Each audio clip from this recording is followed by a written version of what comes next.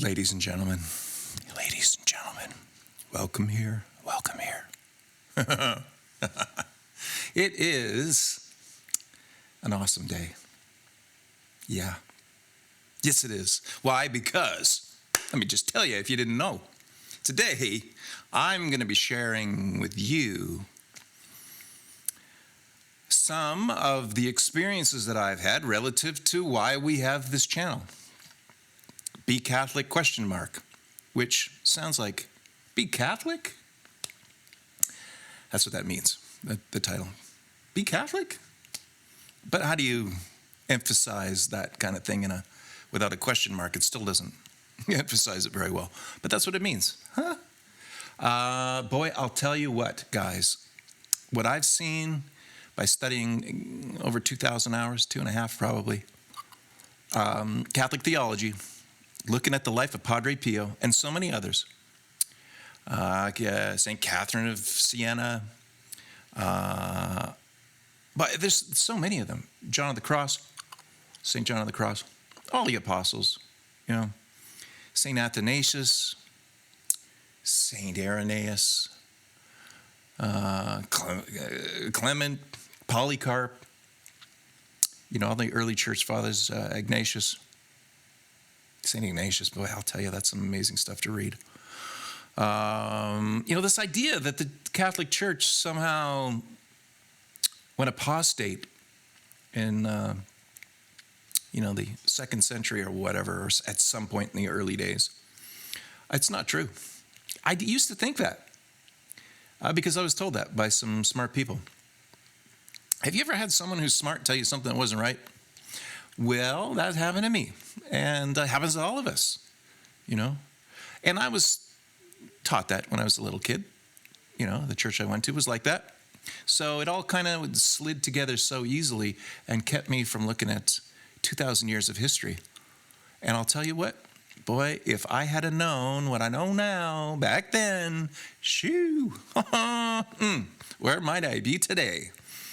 Especially, though, out of everyone that I've learned about, Padre Pio, Capuchin friar monk, in a monastery out in the Italian mountains.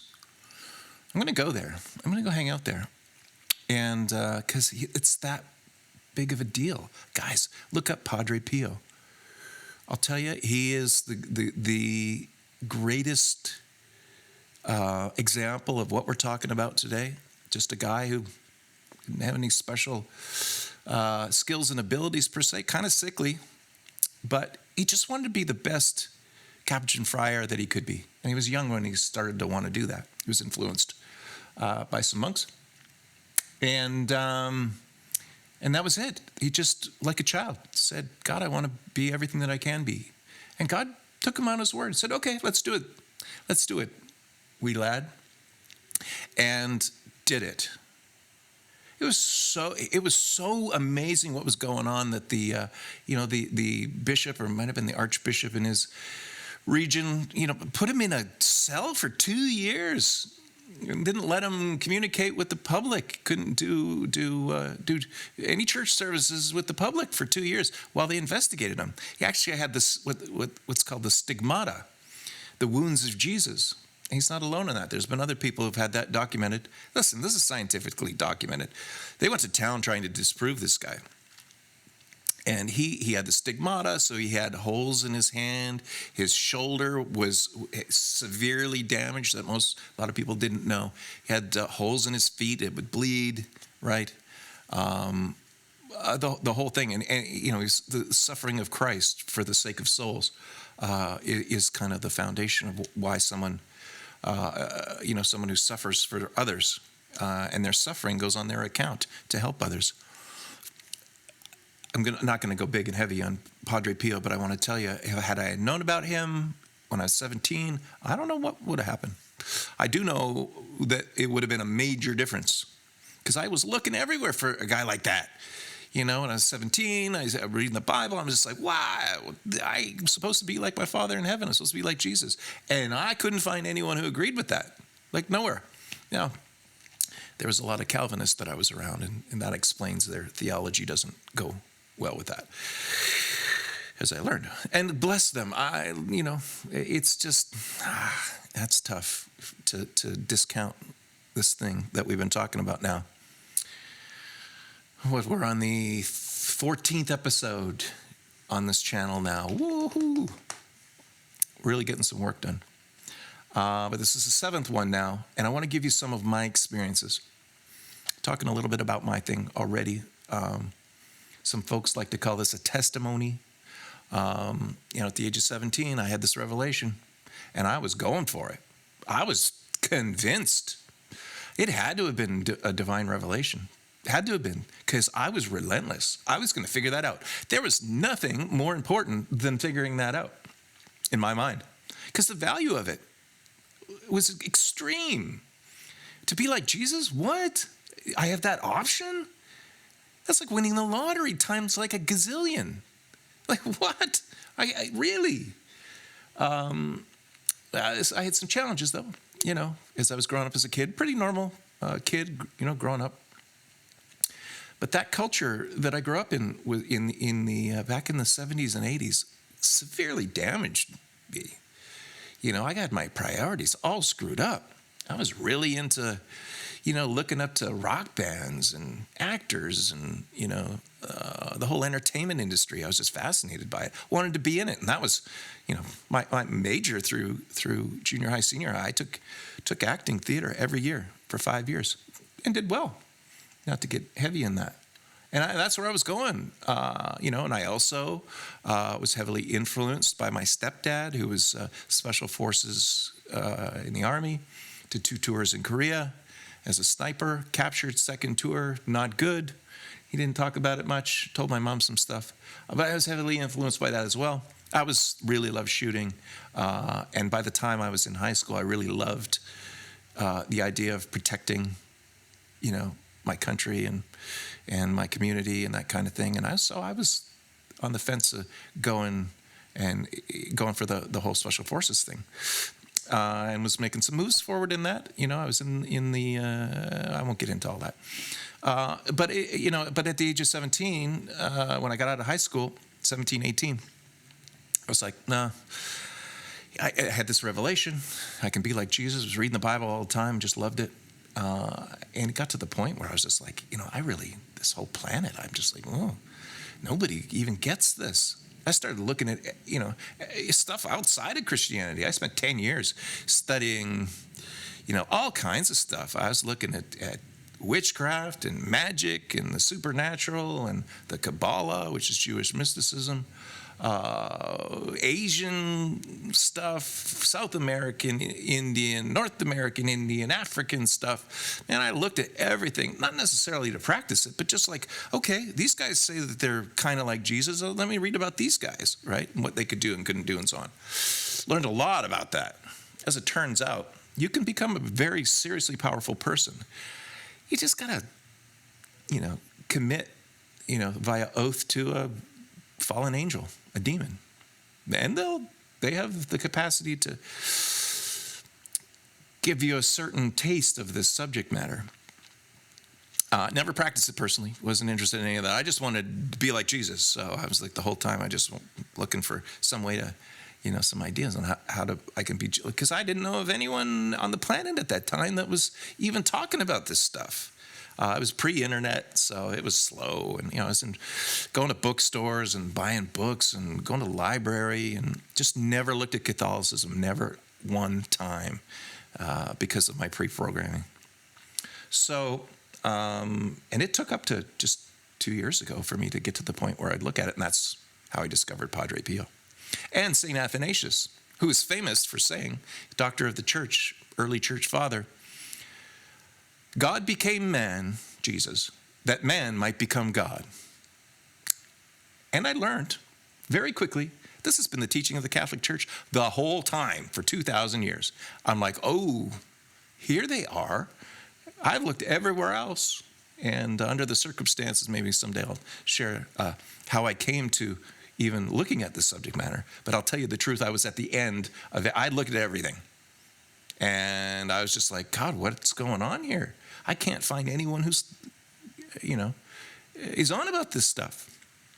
And I finally got to the point where I was really like, I'll look at anything. What do you got? I was looking at quantum physics and all kinds of stuff. Trying to, and they've got some cool things going on there, some understandings of the nature of reality. But at the age of 27 now, winding it back, this would have been 1997.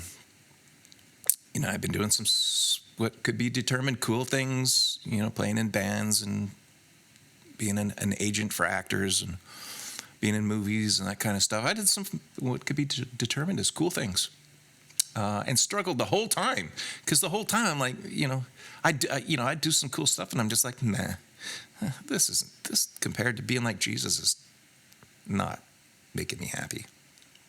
So it was a real challenge for me to get through those 10 years. And finally, I just got to the end of it. I'm just like, hang it. I don't even care if other people are or aren't. I'm just going to commit, go all in. And, I found this church that was a Protestant church that was talking all about this stuff. Not so much of being like Jesus, but, what in evangelical Christianity, a portion of it, it's called charismatic, or Catholic side of things, it's called charisms. And but back then in 97, these folks are serious. I mean, at least they were excited about it, and there was all kinds of stuff going on back then of people wanting to experience God and experience the presence of God and wanting to talk to God, and really on some level, applying themselves practically to try and accomplish those things. I didn't see a ton of things, but there were some stuff, guys. Woo, I saw some things. Some Catholics think that God isn't doing anything with the Protestant side. I'm like, yes, he is. Formally, though, the Catholic Church recognizes Protestants as spiritual brothers and sisters. But we wouldn't have Protestants without Catholicism. We wouldn't have a Bible without Catholicism. We wouldn't have any of it without Catholicism. That's the church that Jesus started. Yeah, I figured that out. I think if Jesus started it, I think I'm good. Yeah, it's going to have some problems, of course. Jesus had problems with them. Out of the 12, one of them went sideways. Judas, right? Don't forget that, as you're considering being Catholic, ? I highly recommend studying Catholicism.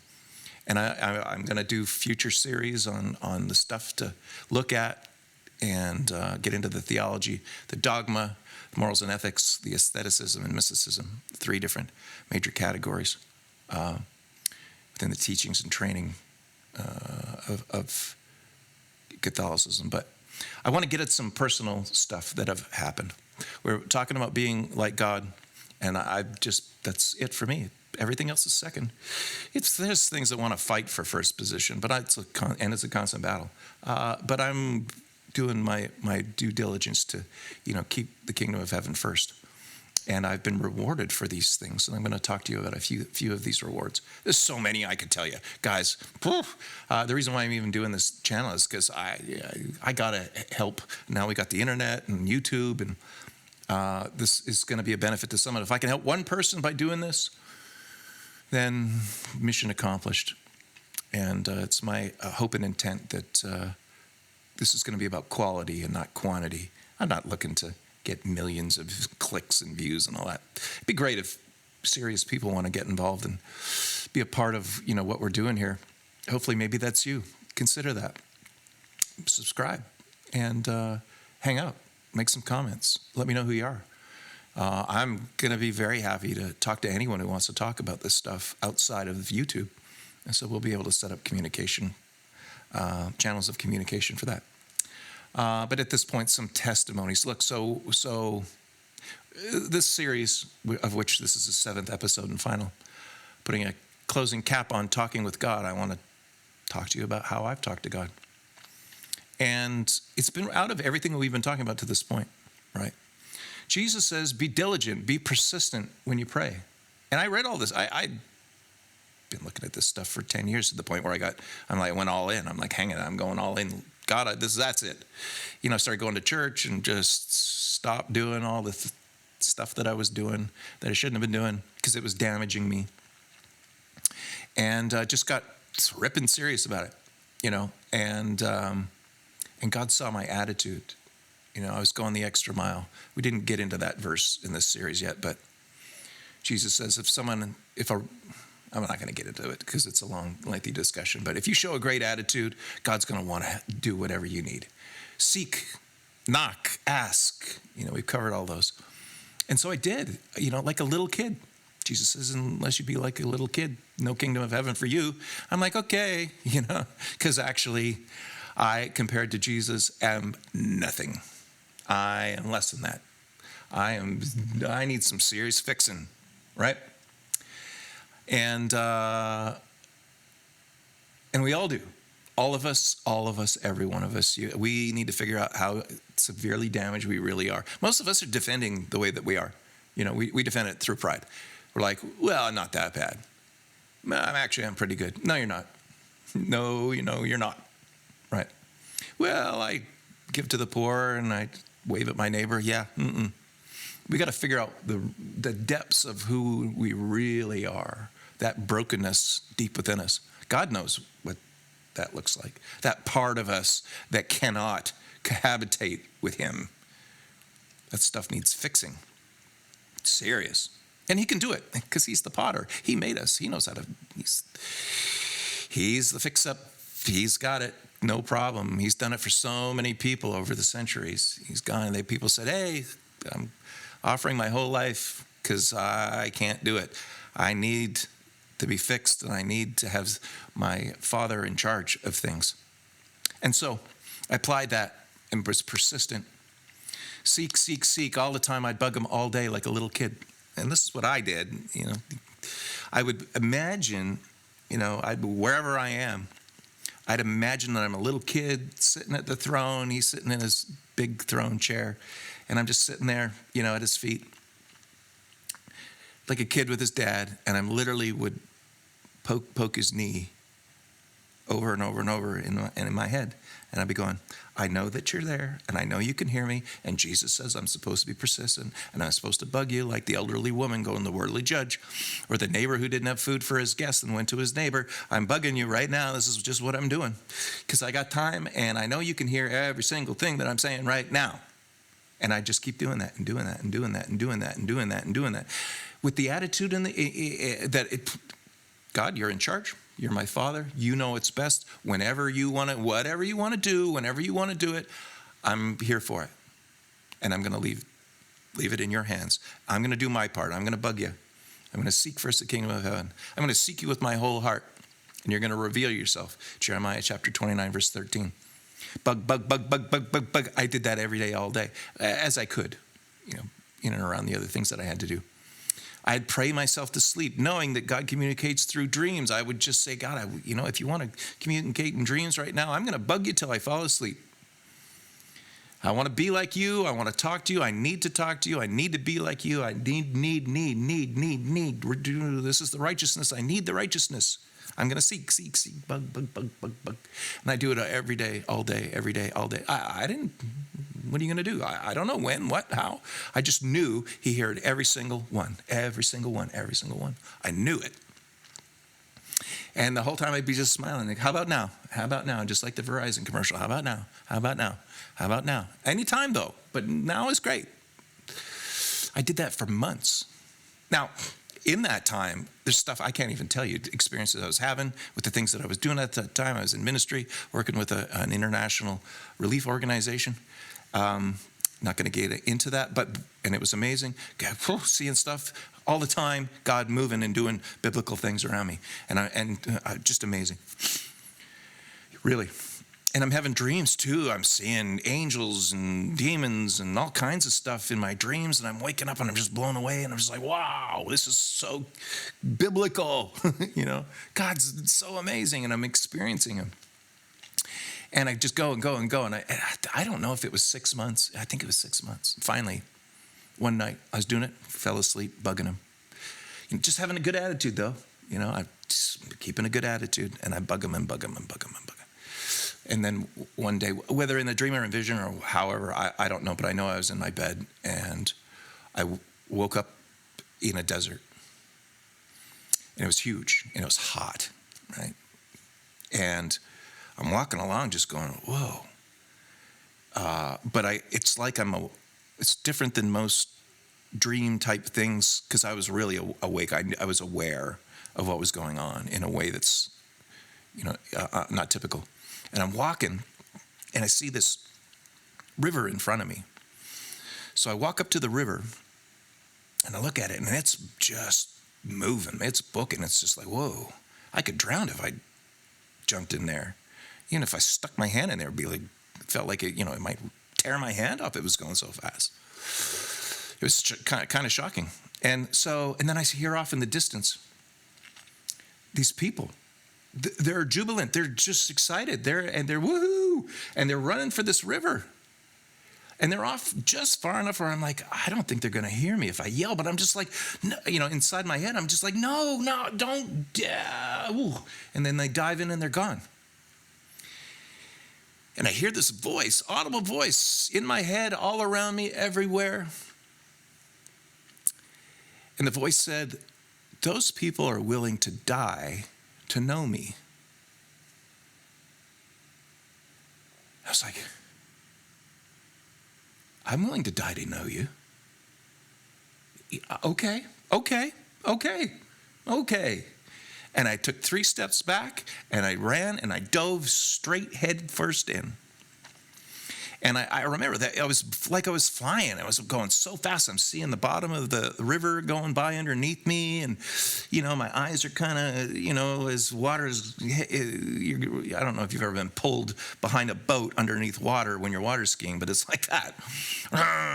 And that went on for a little while. And then all of a sudden, I put my feet down. I found the bottom, and I stood up, and I had, the river came to about my waist, and my hair was in my face, and so I went to pull the hair out of my face, and right there in front of me, standing with this big smile on his face, is him. And I just started shaking. And I'm thinking, I've been bugging him for this long, and here he is. I'm not ready for this. I don't even know what I'm going to do, right? I'm wrestling with stuff and he's got this big smile on his face. And then I lift my hand, and it's shaking, and I go, you're, and he shakes his head smiling. And I just started shaking even more. And he put his arms around me and hugged me, and he said in my ear, I created you. And I love you. So, and then, boom, I'm awake in my bed, sitting up straight, processing. It literally was seared into my mind, that whole experience. I remembered every little bit of it. And then I got up, and I started bouncing in my bed and running around and just like, woo! It was probably the most excited I've ever been in my entire life. I literally met my creator, the creator of all things. He literally did what he said he was going to do.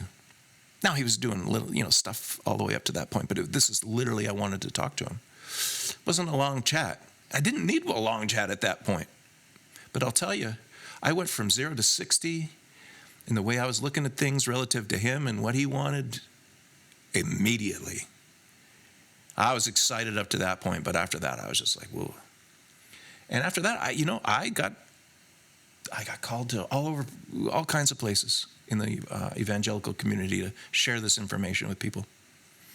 Lots of people, big numbers of people. I had talked to thousands and thousands of people back in the old days. And I met some other folks that had similar experiences. He's a big fan of smiling and hugging. I'll just tell you. I know I've had 2 other encounters with him specifically where I was hanging out. One not very long ago, maybe 2 months ago. I'm not going to get into those today, folks. I'm going to maybe share them. for down the road. I think that one's enough at this point.